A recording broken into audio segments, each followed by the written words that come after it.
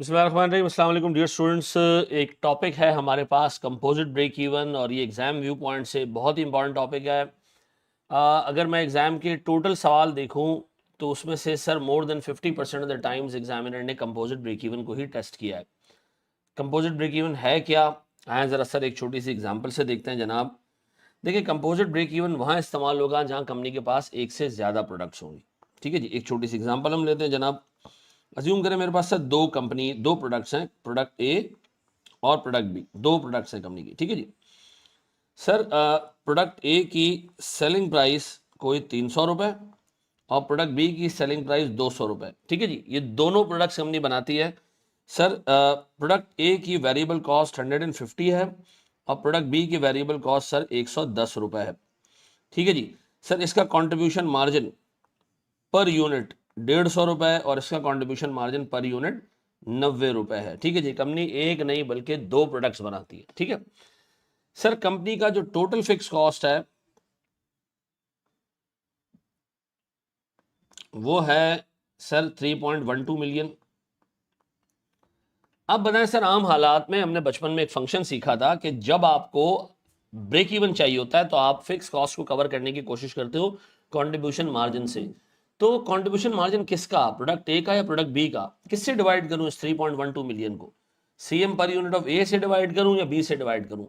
Sir देखिए, जब भी एक से ज्यादा प्रोडक्ट अवेलेबल होंगी ना तो एग्जामिनर अमूमन आपको एक रेशो देगा कि इनका प्री डिटरमिन्ड सेल्स रेशो है सर 2:1। इसका मतलब ये कि जब भी दो ए बिकते हैं एक बी बिकता है, जब भी दो ए बिकते हैं एक बी बिकता है, इनका रेशियो है 2:1 का।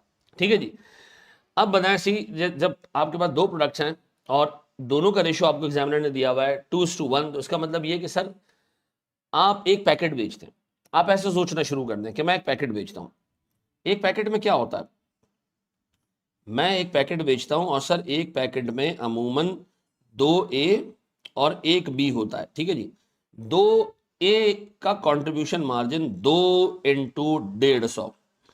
एक यूनिट का सीएम है 150, तो जब मैं 2 यूनिट बेचूंगा तो 300 रुपए का सीएम। बी के एक यूनिट का सीएम सर 90 रुपए। तो मैं ये कह सकता हूं जनाब, जब 2 ए बिकते हैं एक बी बिकता है, 2 ए बिकते हैं एक बी बिकता है, तो सर टोटल कंट्रीब्यूशन मार्जिन 2 ए और 1 बी एक पैकेट में डाल के हम कमाते हैं सर 390 रुपए।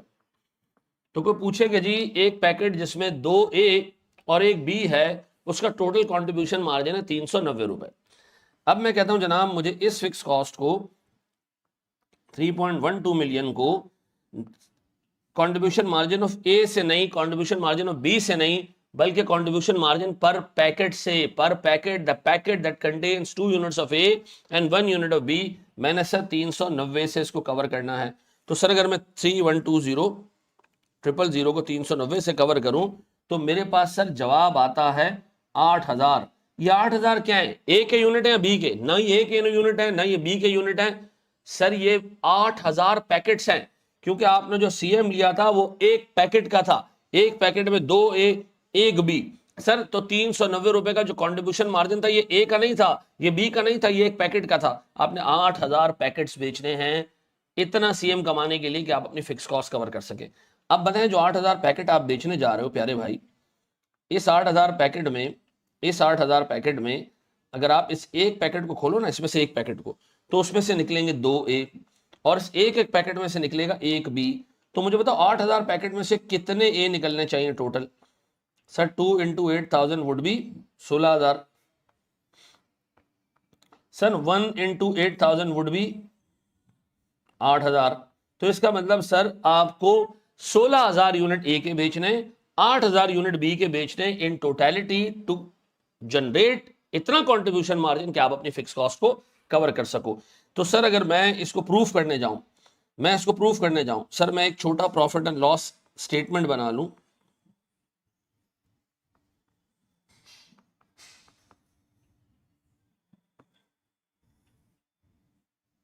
तो मैं कहूंगा जी सेल्स किसकी? सर ए की सेल्स मेरे पास सर 16000 यूनिट है और हर यूनिट का जो सेल्स प्राइस है वो 300 रुपए। तो सर 16000 × 300 प्लस सर 8,000 यूनिट मुझे बी के बेचने हैं और हर एक यूनिट में बेच पाऊंगा इंशाल्लाह ताला 200 रुपए का। तो मुझे बताएं सर मेरे पास total sales break even point पे कितनी होगी? 16,000 इंटू 300 प्लस 8,000 इंटू 200, ये होता है सर मेरे पास 6.4 मिलियन की, 64 लैक्स या 6.4 मिलियन। प्यारे बच्चों मेरे पास वेरिएबल कॉस्ट कितनी होगी? सर 16,000 यूनिट, 16,000 यूनिट्स, एक का वेरिएबल कॉस्ट है 150, एक का वेरिएबल कॉस्ट है 110, एक का वेरिएबल कॉस्ट है 150 और सर एक का वेरिएबल कॉस्ट है 110। ऐसा तो मुझे बताएं सर मेरे पास टोटल वेरिएबल कॉस्ट कितनी होगी अगर मैं 16,000 ए और 8,000 बी बेचूं? तो 16,000 ए और 8,000 बी निकलता है सर 3.28 मिलियन। अब बताओ मेरे प्यारे बच्चों मेरे पास नेट कंट्रीब्यूशन मार्जिन कंपनी का टोटल कंट्रीब्यूशन मार्जिन टोटल कितना होता है जनाब? -64000000। सर ये मेरे पास आता है 3.12 मिलियन। अब बताएं इस 3.12 मिलियन से क्या आप अपनी फिक्स कॉस्ट आसानी से कवर कर सकते हैं? यस सर मैं अपनी फिक्स कॉस्ट आसानी से कवर कर सकता हूं। मेरे पास प्रॉफिट और लॉस हो जाएगा 0। तो इसका मतलब है सर जब भी मेरे पास एक से ज्यादा प्रोडक्ट होगा मैं हमेशा इस तरह सोचा करूंगा कि मैं एक पैकेट बेच रहा हूं और इनका जो प्री डिटरमिन्ड सेल्स रेशियो है वो मैं लेके एक पैकेट बना लूंगा। एक पैकेट में 2 ए, एक बी, 2 ए से 150 रुपए के हिसाब से 300 का सीएम, एक बी से 90 के हिसाब से 90 रुपए का सीएम, एक पैकेट से 390 रुपए का सीएम। फिक्स कॉस्ट कवर करने जाऊं 390 से तो 8,000 पैकेट ऐसे बेचने, हर पैकेट में 2 ए तो 8,000 पैकेट में 16,000 ए, हर पैकेट में एक बी तो 8,000 पैकेट में 8,000 बी। क्लियर है? और मैंने इसको प्रूव भी कर दिया कि 16,000 ए बेचो और 8,000 बी बेचो तो तुम्हारा ब्रेक इवन पॉइंट आ जाएगा। पक्का जी? बड़े एक स्टेप आगे। तो सर हमारे पास अगर हम समराइज करें इसको और इसके हम स्टेप्स लिख लें,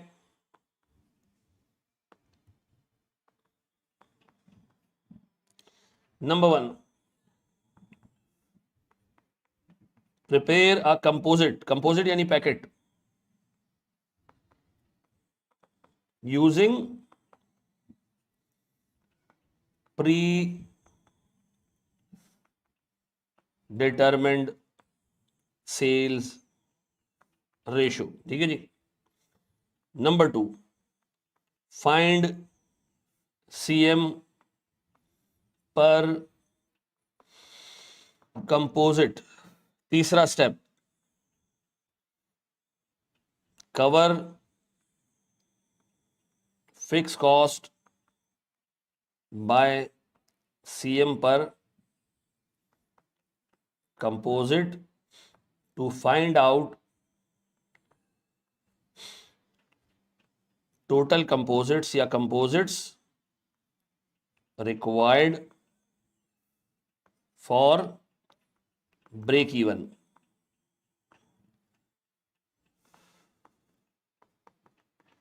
find out units of products by multiplying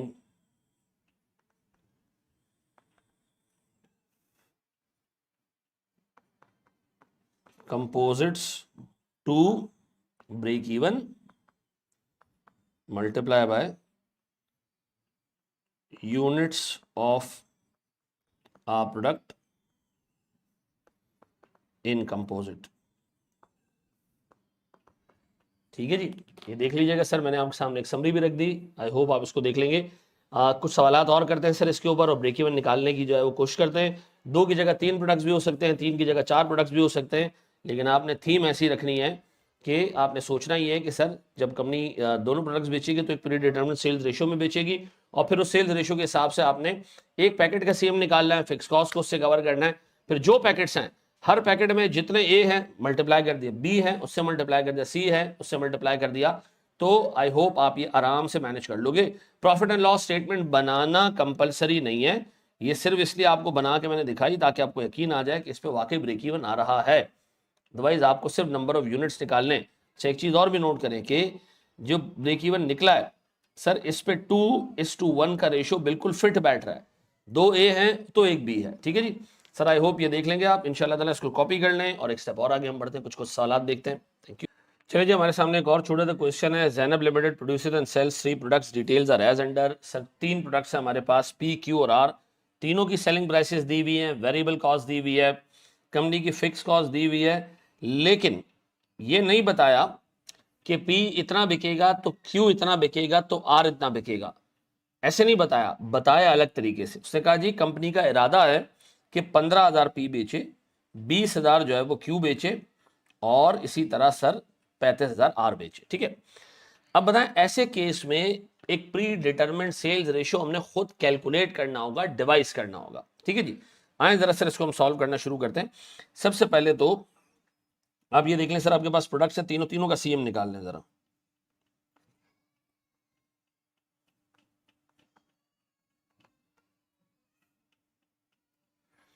sir 3 products हैं, पी, क्यू और आर। सर मेरे पास तीनों की सेलिंग प्राइसेस हैं बिल तरतीब 40, 60 और 25, ऐसे ही। वेरिएबल कॉस्ट सर एक की 25 है, तो एज अ रिजल्ट हमारे पास सीएम पर यूनिट आया 15। सर यहाँ पर वेरिएबल कॉस्ट हमारे पास है 40, तो एज अ रिजल्ट हमारे पास सर सीएम आया 20। ठीक है जी, सर यहाँ हमारे पास वेरिएबल कॉस्ट है 15 रुपए की, एज अ रिजल्ट सर हमारे पास कॉन्ट्रीब्यूशन मार्जिन आया 10 रुपए का। ठीक है जी, ये आ गया हमारे सीएम। अब प्री डिटरमिनेड सेल्स रेशियो के लिए इतने लंबे लंबे रेशियो तो नहीं रख सकते कि 15,000 ए बिकेगा तो 20,000 बी बिकेगा तो 35,000 सी बिकेगा। आसान करते हैं, उसको सिंप्लीफाई करते हैं। कैसे करें सिंप्लीफाई? यार आप तो 3 जीरो काट दें, इसके 3 जीरो काट देंगे तो रेशियो बैठेगा 15 ए बिकता है तो 20 बी बिकता है, 15 पी बिकता है तो 20 क्यू बिकता है और 35 आर बिकता है। ठीक है जी, ये हमारे पास आ गया रेशो। तुम चाहो तो इसको और सिंप्लीफाई कर दो, ये तीनों 5 के टेबल में आते हैं, ये तीनों 5 के टेबल में आते हैं, और सिंप्लीफाई कर सकते हो। इन तीनों को अगर मैं 5 से डिवाइड कर दूं, अभी पहले 1000 से डिवाइड किया तो ये रह गया 15, 20 और 35। 5 से और डिवाइड करोगे तो और सिंप्लीफाई हो सकते हैं, मर्जी आपकी। मैं इस रेशियो को ऐसे भी बना सकता हूं सर, 5 से अगर डिवाइड कर दूं तो 3, 5 से अगर डिवाइड कर दूं तो 4 और 5 से अगर डिवाइड कर दूं तो 7। तो मेरा रेशियो रीडिफाइन हो गया सर किस पे? सर जब भी 3 पी बिकते हैं सर, 4 क्यू बिकते हैं और 7 आर बिकते हैं, ऐसा। तो हम एक रेशियो की मदद से ये कर सकते हैं कि सर हमारे पास 3 पी, 4 क्यू और 7 आर, ऐसा। अब बताएं इनके सीएम क्या है सर बिल तरतीब?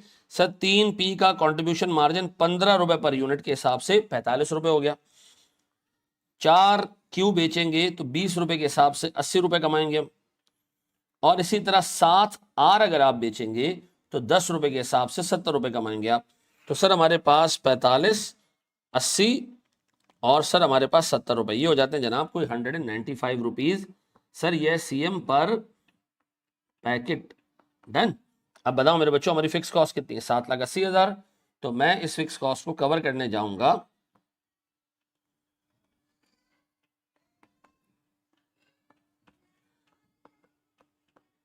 किससे सर? 195 रुपए से।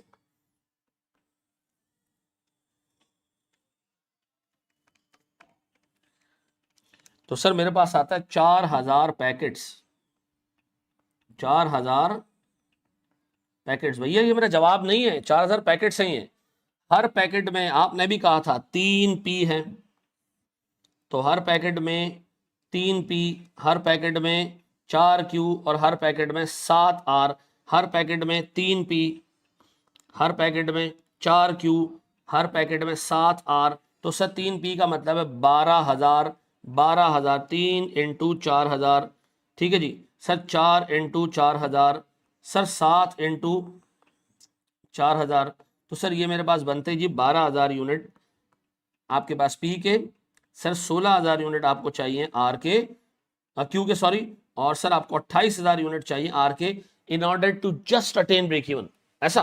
अब बताओ उससे मांगा क्या था? उसने कहा जी ब्रेक इवन निकाल के दे दें, ऐसा। अब सर हम क्या इससे ज्यादा बेचेंगे? हाँ सर, हमने तो बेचने 15, 20 और 35, 15, 20 और 35 बेचने। ठीक है जी, जबकि हमें ब्रेक इवन के लिए कितने चाहिए? 12, 16 और 28। तो सर अगर हम मार्जिन ऑफ सेफ्टी निकालने जाएं, सेकंड रिक्वायरमेंट,